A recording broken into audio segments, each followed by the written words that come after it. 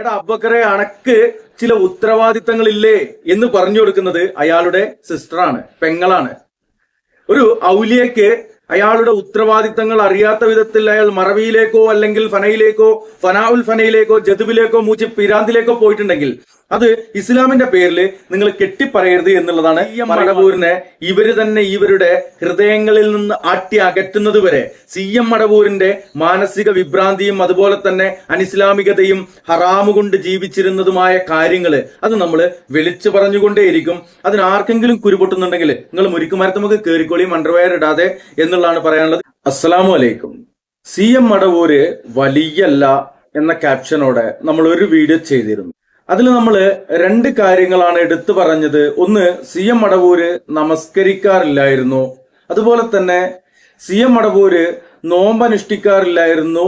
നോമ്പ് അനുഷ്ഠിക്കുന്നവരുടെ നോമ്പ് മുറിപ്പിക്കുകയും ചെയ്യുമായിരുന്നു എന്നുള്ള കാര്യമാണ് നമ്മൾ ആ വീഡിയോയിലൂടെ പറഞ്ഞത്. അതിൽ തന്നെ നമ്മൾ പറഞ്ഞിട്ടുണ്ടായിരുന്നു ഇത് പാർട്ട് പാർട്ടായിക്കൊണ്ട് ഓരോ കാര്യങ്ങള് നമ്മൾ വീഡിയോ ആയിട്ട് ചെയ്യുമെന്നും പറഞ്ഞിട്ടുണ്ടായിരുന്നു. ഇന്ന് പറയുവാനുള്ളത് CM മടവൂര് ഒരു പെണ്ണിനെ വിവാഹം കഴിക്കുകയും ആ സ്ത്രീക്ക് ചെലവിന് കൊടുക്കാതെ ഈ വീടുമായിട്ട് വെളിപ്പാട് അകലെയാണ് വീടുണ്ടായിരുന്നത്. ഈ മനുഷ്യൻ ജോലി ചെയ്യുന്ന മസ്ജിദിന് അടുത്ത് തന്നെയാണ് വീടുണ്ടായിരുന്നത്.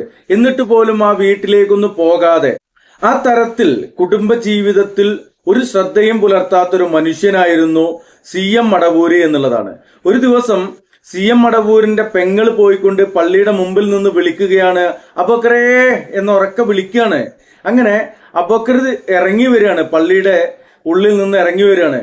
അപ്പോ ഈ അബൂബക്കർ ബാക്കവിയുടെ CM മടവൂരിന്റെ പെങ്ങള് ചോദിക്കുകയാണ്, എന്താ അബൂബക്കറെ, ഒരു പെണ്ണിനെ കെട്ടിയിട്ടിച്ച് ആ കുടിയിൽ കൊടുന്നാക്കിയിട്ടില്ലേ, അതിന് ചെലവിന് കൊടുക്കണ്ടേ, അതിന്റെ അടുത്തേക്കൊന്ന് പോണ്ടേ, അതിന്റെ സുഖവിവരങ്ങളൊന്നൊക്കെ അന്വേഷിക്കണ്ടേ അബൂബക്കറെ, എന്താ എന്റെ വിചാരം, അതൊരു പെണ്ണല്ലേ എന്നൊക്കെ പറഞ്ഞപ്പോ ഇയാള് മഹമ്മൂദ് എന്ന് പറയുന്ന അവിടെയുള്ള മറ്റൊരു മുസ്ലിയാരെ വിളിച്ചുകൊണ്ട് പേനയും പേപ്പറും കൊണ്ടുവരാൻ പറയുകയാണ്.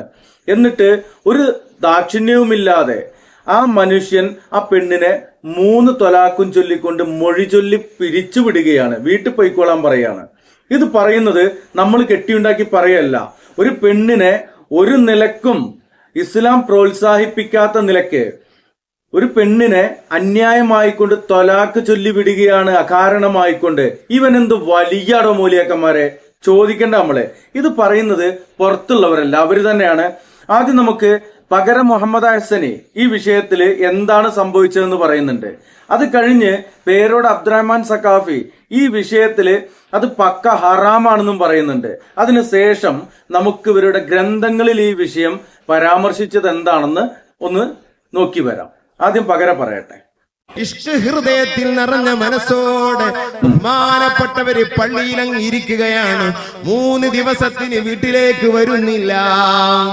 മൂത്ത സഹോദരി എന്നിട്ട് പള്ളിയുടെ മുമ്പിൽ എന്നിട്ട്, അബൂബക്കറെ, നിനക്കൊരു കെട്ടിയോളില്ലേ, ഒരു ഭാര്യയില്ലേ, ഒരു ഉമ്മയില്ലേ, ഒരു കുടുംബമില്ലേ, ഈ പള്ളിയിൽ ഇരുത്തം കൊണ്ട് മാത്രമായോ എന്നിങ്ങനെ പറഞ്ഞപ്പോൾ ഒരു ഉത്തരവാദിത്വമുണ്ടെന്ന സഹോദരിയുടെ ഓർമ്മപ്പെടുത്തൽ കേട്ടപ്പോ സത്യമാണെന്ന് മനസ്സിലാക്കി CM വലിയുള്ളാഹി പള്ളിയുടെ അകത്തെ പള്ളിയിൽ നിന്ന് പുറത്തേക്ക് കടന്നിട്ട് അതാ ഒരാളെ വിളിച്ചിട്ട് പേനയും കടലാസും എടുക്കാൻ പറഞ്ഞിട്ട് പറയുന്നു, അബൂബക്കർ ഹാജിയുടെ മകൾ സൈനബയെ ഞാൻ 3 തൊലാഖും ചൊല്ലിയിരിക്കുന്നു. അവർക്ക് മറ്റൊന്നുമായി ബന്ധപ്പെടാൻ കഴിയാൻ പ്രയാസമാണ്. അങ്ങനെ പ്രയാസമുള്ള ആ ഒരു സംഭവമൊന്നും ദീനുൽ ഇസ്ലാമിൽ അള്ളാന്റെ ഹബീബ് സല്ലല്ലാഹു അലൈഹി വസല്ലമയെ പഠിപ്പിച്ചിട്ടില്ല. ഇവിടെ 1-2 കാര്യങ്ങൾ മാത്രം ഞാൻ പറയാം, ബാക്കി പേരോട് പറഞ്ഞോളും. ഇവിടെ ആ ഒരാളോട് വിളിച്ചത് എന്നുള്ളത് ആ ആളാരാന്ന് പകരം മുഹമ്മദ് ഹസനിക്ക് അറിയില്ലെങ്കിൽ കേട്ടുകൊള്ളുക. അയാളുടെ പേര് മഹമ്മൂദ് എന്നാണ്. ഒന്നാമത്തെ കാര്യം. ഇനി ഞാൻ അവിടെ പോയിന്റ് എന്നുള്ള ആ വിരല് ചൂണ്ടിക്കാണിച്ച ആ ഭാഗം ഏതെന്നറിയോ? പെങ്ങള് വന്നുകൊണ്ട് പറയാണ്, ആരോട്? ഒരു പള്ളിയിലെ ഇമാമാണ്, ഖത്തീബാണ്. അയാള് ബാക്കിയാത്തു സ്വാലിഹാത്തിൽ നിന്ന് ബാക്കവി ബിരുദമെടുത്ത ഒരു മുസ്ലിയാരാണ്, പണ്ഡിതനാണ്. അതിലുപരി ഈ കേരളക്കരയിലെ കുറെ അന്ധവിശ്വാസികൾ പറയുന്നത് അയാള് അള്ളാന്റെ ഔലിയാണ്, അള്ളയാണ് എന്നൊക്കെയാണ്. ആ മനുഷ്യന് എടാ അബൂബക്കറെ അണക്ക് ചില ഉത്തരവാദിത്തങ്ങളില്ലേ എന്ന് പറഞ്ഞു കൊടുക്കുന്നത് അയാളുടെ സിസ്റ്ററാണ്, പെങ്ങളാണ്. ഒരു ഔലിയക്ക് അയാളുടെ ഉത്തരവാദിത്തങ്ങൾ അറിയാത്ത വിധത്തിൽ അയാൾ മറവിയിലേക്കോ അല്ലെങ്കിൽ ഫനാഉൽ ഫനയിലേക്കോ ജദുബിലേക്കോ മൂച്ച് പിരാന്തിലേക്കോ പോയിട്ടുണ്ടെങ്കിൽ അത് ഇസ്ലാമിന്റെ പേരിൽ നിങ്ങൾ കെട്ടിപ്പറയരുത് എന്നുള്ളതാണ് പറയുവാനുള്ളത്. ഇൻഷാ അല്ലാഹ് ഇനി ഈ വിഷയത്തില് പേരോട് അബ്ദുറഹ്മാൻ സക്കാഫി എന്താണ് പറയുന്നതെന്ന് നമുക്കൊന്ന് കേൾക്കാം. എന്നിട്ട് വലിയാണോ വലിയല്ലേ എന്നൊക്കെ ഇത് കേൾക്കുന്ന ആളുകള് എല്ലാവരെയും അല്ല, ആ അന്ധവിശ്വാസികളായ ആളുകളോടാണ് പറയുന്നത്. അത് കഴിഞ്ഞിട്ട് അവരുടെ ആളുകൾ തന്നെ പുറത്തിറക്കിയ ഗ്രന്ഥങ്ങളിൽ എന്താണ് ഈ വിഷയത്തിൽ പറയുന്നതെന്നും കൂടി കേൾക്കാം. പേരോട് പറയട്ടെ. ഇനി അഥവാ തലാഖ് ചൊല്ലേണ്ടി വന്നാൽ തന്നെ ഇസ്ലാമിന്റെ നിയമം എന്താ? ഒരു തലാഖേ ചൊല്ലാവൂ, രണ്ട് ചൊല്ലരുത്, ഒന്നേ ചൊല്ലാവൂ. ഞാൻ തലാഖ് ചൊല്ലിയത് മാത്രം പറഞ്ഞാൽ ഒന്നേ പോവുള്ളൂ. ഞാൻ ഒന്നൊന്നും രണ്ടൊന്നും പറഞ്ഞ ആവശ്യമില്ല. ഞാൻ തലാഖ് ചൊല്ലിയത് മാത്രം പറഞ്ഞാൽ ഒരു തലാഖേ ആവും. ഇനി അത്യാവശ്യം വന്നാൽ രണ്ട്, മൂന്ന് തലാഖ് ചൊല്ലണം എന്ന് കിതാബിൽ ഒരു സ്ഥലത്തും പറഞ്ഞിട്ടില്ല. മൂന്ന് തലാഖ് ചൊല്ലണം എന്ന് പറഞ്ഞാൽ ചൊല്ലിയാൽ തലാഖ് മൂന്നും സംഭവിക്കുന്നേ കിതാബ് പറഞ്ഞുള്ളൂ. ചൊല്ലണം എന്ന് ഒരു സ്ഥലത്തും പറഞ്ഞിട്ടില്ല. ചൊല്ലരുത് എന്നല്ല കിതാബിലുള്ളത്. മൂന്ന് തലാഖ് ചൊല്ലാൻ പാടില്ല എന്നാണ് ഇസ്ലാമിന്റെ നിയമം. ഞാൻ പറഞ്ഞു വരുന്നത് എന്തിനറിയോ? ഇസ്ലാമിന്റെ നിയമം എന്ന് പറഞ്ഞാൽ അത് എല്ലാ പെണ്ണും കെട്ടുക ഇതിന്റെ മൂന്ന് തലാഖ് ഇങ്ങനെ ചൊല്ലിവിടലാണ് ഇസ്ലാമിന്റെ നിയമം എന്ന് തെറ്റിദ്ധരിച്ച ചില ആളുകളുണ്ട്. അവരുടെ തെറ്റിദ്ധാരണ അവർ തിരുത്തേണ്ടതാണ്. മൂന്ന് തലാഖ് ചൊല്ലാൻ പാടില്ലെന്നാണ്. ചില ഇമാമിങ്ങൾ ഹറാമാണെന്ന് പറഞ്ഞവരുണ്ട്, ചിലർ കറാഹത്താണെന്ന് പറഞ്ഞവരുണ്ട്. പാടില്ല എന്നുള്ളത് എല്ലാ ഇമാമിങ്ങളും പറഞ്ഞ കാര്യം. മൂന്ന് തലാഖ് ചൊല്ലാൻ പാടില്ല. അപ്പൊ മൂന്ന് തലാഖ് ഒരുമിച്ച് ചൊല്ലുക എന്ന് പറയുന്നത് ഇസ്ലാം കൽപ്പിച്ച കാര്യമല്ല, സുന്നത്താക്കിയ കാര്യമല്ല. അതുപോലെ തന്നെ ഇസ്ലാം വേണം എന്ന് പറഞ്ഞ കാര്യമല്ല. മുസ്ലിമീങ്ങളെയും ഇസ്ലാമിനെയും ആരെങ്കിലും അതിനെ സംബന്ധിച്ച് പഠിക്കാത്തതുകൊണ്ട് തെറ്റിദ്ധരിച്ചിട്ടുണ്ടെങ്കിൽ ആ തെറ്റിദ്ധാരണ അവരെ തീർത്തേണ്ടതാണ്. അപ്പൊ നിങ്ങൾ നോക്കും, മുസ്ലിമീങ്ങൾ പലരും അങ്ങനെ ചൊല്ലുന്നില്ലേ? നിയമം ദുരുപയോഗം ചെയ്യുകയാണ്. അവർക്ക് വിവരമില്ലാത്തതുകൊണ്ട് നിയമം ദുരുപയോഗം ചെയ്യാൻ അതിന് ഇസ്ലാം ഉത്തരവാദിയല്ല. അവർക്ക് വിവരമില്ലാത്തത് കൊണ്ട് അവര് ദീന് ദുരുപയോഗം ചെയ്യുകയാണ്, അതിന് ഇസ്ലാം ഉത്തരവാദിയല്ല എന്നുള്ളത് പേരോട് പറഞ്ഞു. നിങ്ങളുടെ കൂട്ടത്തിലുള്ള പേരോട് അബ്ദുറഹ്മാൻ സക്കാഫി തന്നെ പറയുന്നുണ്ട് അത് ഇസ്ലാമിക വിരുദ്ധമാണ്, അത് വിവരക്കേടാണ്. വിവരമില്ലാത്ത സിഎമ്മിനെ പോലെയുള്ള മാനസിക രോഗികൾ എന്തെങ്കിലും ചെയ്തിട്ടുണ്ടെങ്കിൽ അത് പോരിശയായിട്ട് പാടി നടക്കുകയല്ല, പകരം മുഹമ്മദ് ഹസനി ചെയ്യേണ്ടത് എന്നുള്ളതാണ്.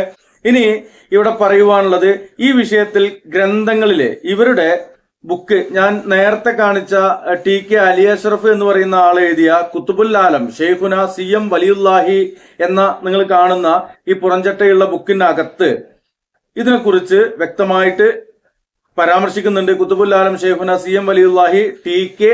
അലി അഷ്റഫ്. അതിൽ നമ്മള് നേരത്തെ ഈ ഇതിന്റെ CMC പബ്ലിക്കേഷൻ എന്നൊക്കെയുള്ള കാര്യങ്ങൾ കാണിച്ചിട്ടുണ്ടായിരുന്നു. ഇനി അതിനുള്ളില് എന്താണ് എഴുതിയിട്ടുള്ളത് നോക്കാം. അതിനു മുമ്പായിക്കൊണ്ട് ഈ ബുക്കിനെ കുറിച്ച് ചെറിയൊരു വിവരണം.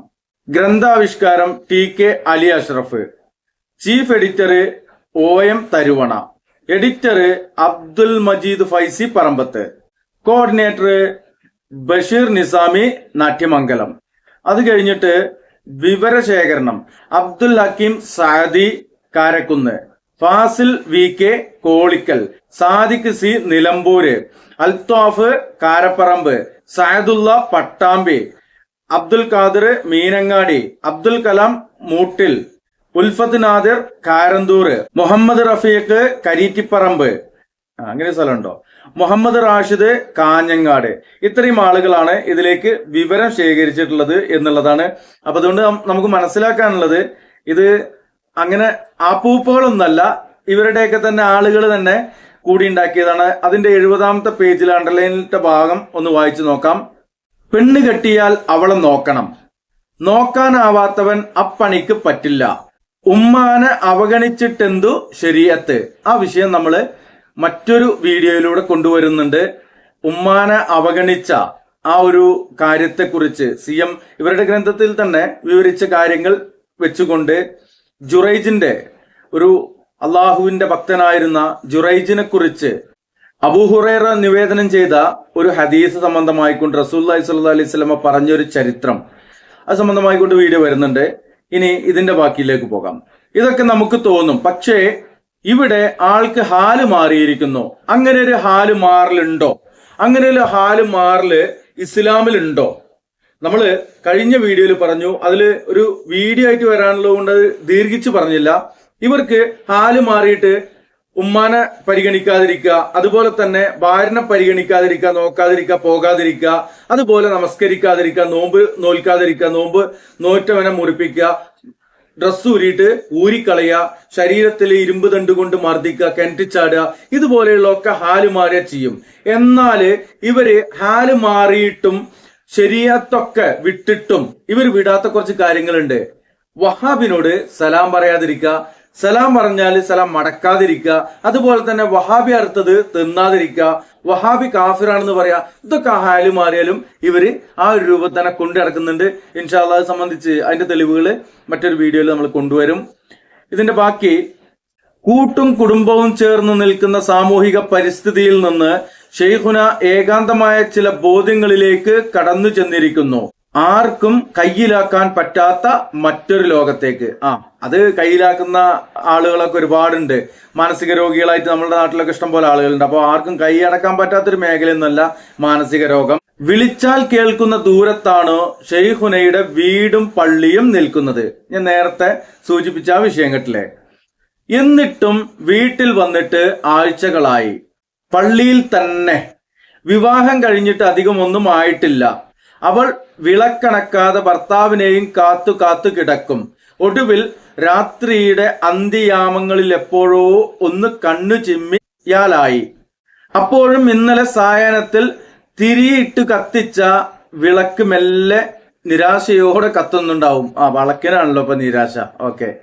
പിന്നെ സുബഹ് നിസ്കരിച്ച് ഖുർആൻ ഓതിയ ശേഷം അവൾ തന്നെ അതങ്ങ് കെടുത്തിക്കളയും. ഇതാണ് കൗമാരപ്രായം പറ്റേ വിട്ടിട്ടില്ലാത്ത ഒരു പെണ്ണിന്റെ ദാമ്പത്യത്തിന്റെ കഥ.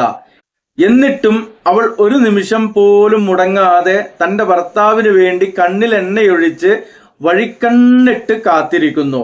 ഈ വഴിയിൽ എവിടെയോ ഒരു കൽപരിമാറ്റം, ഒരു വെളിച്ചത്തുണ്ട്. നിങ്ങളൊന്ന് ആലോചിച്ച് നോക്കി ഒരു പെണ്ണിന്റെ അവസ്ഥ. ഇത് വളരെ വ്യക്തമായിക്കൊണ്ട് അവർ വരച്ച് കാണിച്ചിട്ടുണ്ട്. അത് കഴിഞ്ഞിട്ട് അതേസമയം ചിറ്റടി മീത്തൽ വീടിന്റെ മറ്റൊരു റൂമിലും ഒരു വിളക്ക് അണയാതെ കത്തുന്നുണ്ട്. രാവ് നീങ്ങുവോളം. അത് തലേന്ന് സന്ധ്യക്ക് എണ്ണ പകർന്ന് കൊളുത്തിയത്. ആയിഷ ഉമ്മയുടെ റൂമിൽ ഷെയ്ഖുനയുടെ ഉമ്മ. മകന്റെ കാൽപെരുമാറ്റത്തിന് ചെവിയോർത്ത് അവരും കണ്ണും കാതും പൂട്ടാതിരിക്കുകയാണ്. നൊന്തുപെറ്റ തള്ളയുടെ മനസ്സിന്റെ നീറ്റൽ ഒരു തൂലികക്കും എഴുതി ഫലിപ്പിക്കാനായിട്ടില്ല. സത്യമാണ്. എന്നാല് അത് പരിശുദ്ധ ഖുർആനിലൂടെ വ്യക്തമായിക്കൊണ്ട് അള്ളാഹു എഴുതി ഫലിപ്പിച്ചിട്ടുണ്ട്. ആ വിഷയം ഒരു വീഡിയോ ആയത് കാരണം കൊണ്ട് ആ ആയത്തുകൾ ഏതൊക്കെയാണ് എന്നുള്ളത് നമുക്ക് വിശദീകരിക്കാം. സിയമിന്റെ ഉമ്മാന്റെ കഥയല്ല. അള്ളാഹു മാതാപിതാക്കളോട് ഉള്ള പരിഗണന സംബന്ധമായിക്കൊണ്ട് നിരവധി ആയത്തുകൾ അള്ളാഹു പരിശുദ്ധ ഖുർആനിലൂടെ നമ്മെ പഠിപ്പിക്കുന്നുണ്ട്. അത് നമുക്ക് വിശകലനം ചെയ്യാം. പെങ്ങൾ നഫീസ താത്ത ഈ അവസ്ഥ എങ്ങനെയോ കേട്ടറിഞ്ഞ് കെട്ടിച്ചു വിട്ട വീട്ടിൽ നിന്ന് വന്നതാണ്. വന്ന് നാത്തൂനോട് കാര്യങ്ങളൊക്കെ തിരക്കി. ഉമ്മയിൽ നിന്ന് വിവരങ്ങളൊക്കെ അറിഞ്ഞു. ചിറ്റടി മീത്തൽ വീട് നിശബ്ദമാണ്. ഒരാണനക്കമില്ലാതെ നാത്തൂന്റെയും ഉമ്മയുടെയും കണ്ണീര് കണ്ടപ്പോൾ നഫീസ താത്താക്ക് തന്നെ നിയന്ത്രിക്കാനായില്ല. വിതുമ്പുന്ന ഹൃദയത്തോടെ അവർ പള്ളിയിലേക്ക് നടന്നു. ളുഹറിന്റെ മുമ്പുള്ള ആളൊഴിഞ്ഞ നേരം നോക്കി. അപ്പോൾ ഷെയ്ഖുനയും ഇനി പിരിച്ചുവിട്ടിട്ടില്ലാത്ത ഏക മുത്തഅല്ലിം മഹ്മൂദും മാത്രമേ അവിടെയുള്ളൂ. ചെന്ന് നീട്ടി വിളിച്ചു, അബൂബക്കറേ. പകര പറഞ്ഞ മാതിരി അബൂബക്കറേ എന്നൊന്നല്ല, അബൂബക്കറേ എന്നാ വിളിച്ചിരിക്കണേ. ഇനി പോക്കരേ എന്നിട്ട് വിളിച്ചോന്ന് അറിയില്ല. മനസ്സിലുള്ള രോക്ഷം തീരും വരെ പറഞ്ഞു. എന്താ പറഞ്ഞതെന്ന് നമുക്കൊന്ന് നോക്കാം. ഇതൊക്കെയാണോ നീ പഠിച്ച ഇൽമ്? ദർസിലെ കുട്ടികളെപ്പോലും നീ പുറത്താക്കി. ഇതൊക്കെ എന്ത് പഠിപ്പാ എന്ന് പോലും ചോദിച്ചു. തനിക്കറിയാവുന്ന കോലത്തിലൊക്കെ ഒരു മറുപടി കിട്ടാൻ. പക്ഷേ യാതൊരു പ്രകോപനങ്ങൾക്കും ഷെയ്ഖുന വഴങ്ങിയില്ല. അവിടുന്ന് വാ തുറന്നില്ല. വല്ലാത്ത ജാതി ഷെയ്ഖുന. അത് കഴിഞ്ഞിട്ട് പെങ്ങളോട് ഒരു വിവരവും ചോദിച്ചില്ല. ഉമ്മയുടെ വിവരം, ഭാര്യയുടെ വിവരം, പെങ്ങളുടെ കുടുംബത്തിന്റെ വിവരം പോലും ആരാഞ്ഞില്ല. അതിന് ബുദ്ധി ബോധം ഉണ്ടെങ്കിലല്ലേ അതൊക്കെ ആരായുള്ളൂ. അത് കഴിഞ്ഞിട്ട് കുറേ ഉണ്ട് സഹോദരന്മാരെ. ഞാൻ ഇടയിലൊന്ന് വിട്ടുപോവുകയാണ്. നമുക്ക് വേണ്ട കണ്ടന്റ് മാത്രം വായിച്ചാൽ മതിയല്ലോ. പിന്നെയാണ് സ്വഭാവമാറ്റങ്ങളൊക്കെ തുടങ്ങുന്നത്. സംസാരമൊക്കെ നിന്നു. ഉമ്മയോടും ഭാര്യയോടും ഒന്നും പറയാതായി. ഒരു ദിവസം വീട്ടിൽ നിന്ന് രാവേറെയായിട്ടും ദിക്റും ദുആയും തീർന്നില്ല. ഇത് 73-ാമത്തെ പേജാണ്. പ്രിയപ്പെട്ടവർ കാത്തു കാത്തു നിന്നിട്ട് വിളക്കണക്കാതെ കണ്ണു ചിമ്മി. പക്ഷേ അത് നീണ്ടുപോകൂല. ഇടയ്ക്കിടെ ഉറക്കം വിട്ടുണരും. അപ്പോഴും ഷെയ്ഖുന ഇബാദത്തിൽ തന്നെ. അവൾ പിന്നെയും കണ്ണു മാളി. ഇതാണ് ഈ കണ്ണുമാളല് കിട്ടിയിരിക്കുന്നത് മറ്റേ ആൾക്ക്. എന്താവട്ടെ, ആ ഇടയ്ക്കാണ് പെങ്ങൾ നഫീസ താത്ത വിവരമറിഞ്ഞു വരുന്നത്. പള്ളിയിൽ നേരിട്ട് ചെന്ന് രോക്ഷം പ്രകടിപ്പിക്കുന്നതും ഷെയ്ഖ് കുനാക്കുനയെ നേർക്ക്, അവിടെ കുനാക്കുനല്ല ഞാൻ ചേർത്താണ്, നേർക്ക് നടത്താൻ ഒരു കൈ നോക്കുന്നതും ഫലം പരാജയമായിരുന്നു. ആ രോഷപ്രകടനങ്ങൾ സ്ഥിതി കൂടുതൽ സങ്കീർണമാക്കി. മഹ്മൂദ് അവിടെ ഉണ്ടായിരുന്ന ആളുടെ പേര്. ഷെയ്ഖുന പള്ളിക്ക് മുകളിലേക്ക് നീട്ടി വിളിച്ചു. അവിടെ മുകൾ തട്ടിൽ ഇനിയും പിരിച്ചു വിട്ടിട്ടില്ലാത്ത ഏക മുത്തഅല്ലിം ഖാദിയുമായ നരിക്കുനിയിലെ മഹ്മൂദിന്റെ വിളി കേട്ട് അവൻ ചാടിയിറങ്ങി വന്നു. ഷെയ്ഖുനായുടെ മുന്നിൽ നിന്നു. മുഖം കണ്ടിട്ട് മഹ്മൂദിന് അത്ര സുഖം തോന്നിയില്ല. ആൾ സ്വൽപ്പം ചൂടിലാണ്. നഫീസ താത്ത 2 വർത്തമാനം പറഞ്ഞപ്പോഴേ പേടിച്ചതാണ്. ഈ അവസ്ഥ ഇനി എന്തൊക്കെ പുകിലാണാവോ. അപ്പൊ നഫീസ താത്താനെ പേടിയുള്ള ഔലിയ കാക്ക. പോയി കടലാസും പേനയും എടുത്തുകൊണ്ടുവാ, ഷെയ്ഖുന പറഞ്ഞു. മഹ്മൂദ് മുകളിലേക്കോടി കടലാസും പേനയുമായി തിരികെ വന്നു. എഴുത്. മടവൂർ പെരിയട്ടിച്ചാലിൽ അബൂബക്കറിന് ചിറ്റടിമേത്തൽ മുഹമ്മദ് അബൂബക്കർ എഴുതുന്നത്. നിങ്ങളുടെ മകൾ സൈനബയെ 1, 2, 3 ചൊല്ലി പിരിച്ചിരിക്കുന്നു.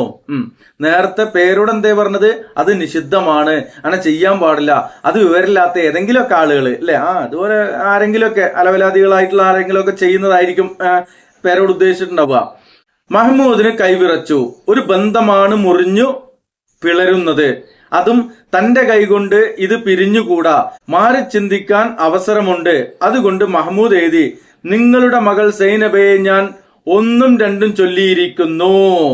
മഹ്മൂദ് എന്തെഴുതുന്നുവെന്ന് തുറിച്ചു നോക്കുന്ന ഷെയ്ഖുന ഇഷ്ടപ്പെട്ടില്ല. അവിടുന്ന് കയർത്തു. 3 എന്നുകൂടി എഴുതി ചേർക്ക്. മഹ്മൂദ് അതൊന്ന് ഒപ്പിക്കാൻ നോക്കിയതാണ്. പക്ഷെ മൂപ്പര് സമ്മതിച്ചിട്ടില്ല. അത് ചോട്ടിലുണ്ട്. മഹ്മൂദ് എന്തെഴുതുന്നുവെന്ന് തുറിച്ചു നോക്കുന്ന ഷെയ്ഖുനക്ക് അത് ഇഷ്ടപ്പെട്ടില്ല. അവിടുന്ന് കയർത്തു. 3 എന്ന് കൂടി എഴുതി ചേർക്ക്. അതൊരു ശാസനയായിരുന്നു. മഹ്മൂദിനെ എഴുതാതിരിക്കാനായില്ല. ഇനി അത് അബൂബക്കറിന് എത്തിക്ക്. ശരി. മഹ്മൂദ് ഏറ്റു. തൽക്കാലം അവൻ ധർമ്മസങ്കടത്തിലായി. എന്തു ചെയ്യും? ഇത് ശരിയാണോ? ഒരു പെണ്ണിന്റെ ഭാവിയല്ലേ? ആ പെണ്ണിന്റെ ഹൃദയം തകരില്ലേ പടച്ചോനെ? ഇതെന്റെ കൈക്കായി പോയല്ലോ. ഇതിനൊക്കെ സാക്ഷിയായി ഞാൻ എന്തു പിഴച്ചു? ആ മഹ്മൂദിനുള്ള ബുദ്ധി പോലും ഇവരുടെ ഔലിയക്കാർക്ക് ഉണ്ടായില്ല എന്നുള്ളതാണ്. ഈ ലോകം നിയന്ത്രിക്കുന്ന അള്ളാഹു ആണ് എന്ന് പോലും തോന്നുന്ന, അള്ളാഹു ആണ് എന്ന് പറയുന്ന ചിറ്റടിമേത്തൽ അബൂബക്കർ ബാക്കവിക്ക് സ്വന്തം ഭാര്യയെ ഒരു കാരണവുമില്ലാതെ കാരണമായിക്കൊണ്ട് തൊലാക്ക്, അത് പിരിച്ചുവിടുവാന്. തൊലാക്ക് എന്ന് പറഞ്ഞാൽ അത് നമുക്ക് അള്ളാഹു അനുവദിച്ചിട്ടുള്ളത് അത്രയും ആ കാര്യത്തിന് ഒരു കാരണം വേണം എന്നുള്ള നിലക്കാണ്. എന്നാൽ പോലും അഡ്ജസ്റ്റ് ചെയ്യാൻ പറ്റുന്ന നിലക്കാണ് നമുക്ക് തൊലാക്ക് എന്നുള്ള അതിലേക്ക് കടക്കാൻ കഴിയുകയുള്ളൂ. ഇത് ഒരു കാര്യവുമില്ലാതെ തൊലാക്ക് ചെല്ലിയ ഇയാൾ എന്ത് ഔലിയാണ് മോലിയാക്കന്മാരെ, നിങ്ങൾക്കൊന്നും അന്തല്ലേ എന്ന് ചോദിക്കാതിരിക്കാൻ കഴിയില്ല. അതുകൊണ്ട് ചോദിക്കുന്നതാണ്. നേരത്തെ നമ്മള് ഒരു വീഡിയോയിൽ 2 വിഷയങ്ങൾ പറഞ്ഞിരുന്നു. ഇപ്പൊ ഒരു വിഷയം കൂടി പറഞ്ഞിട്ടുണ്ട്. ഇൻഷാ അല്ലാഹ് ഇത് അവസാനിക്കുകയില്ല. CM മടവൂരിനെ ഇവര് തന്നെ ഇവരുടെ ഹൃദയങ്ങളിൽ നിന്ന് ആട്ടി അകറ്റുന്നത് വരെ CM മടവൂരിന്റെ മാനസിക വിഭ്രാന്തിയും അതുപോലെ തന്നെ അനിസ്ലാമികതയും ഹറാമു കൊണ്ട് ജീവിച്ചിരുന്നതുമായ കാര്യങ്ങള് അത് നമ്മൾ വിളിച്ചു പറഞ്ഞുകൊണ്ടേയിരിക്കും. അതിനാർക്കെങ്കിലും കുരുപൊട്ടുന്നുണ്ടെങ്കിൽ നിങ്ങൾ മുരിക്കുമാരത്ത് നമുക്ക് കേറിക്കോളിയും അണ്ടർവെയർ ഇടാതെ എന്നുള്ളതാണ് പറയാനുള്ളത്. ഇൻഷാ അല്ലാഹ് ഈ വീഡിയോ വൈൻഡപ്പ് ചെയ്യുന്നു. അസ്സലാമു അലൈക്കും വറഹ്മത്തുള്ളാഹി.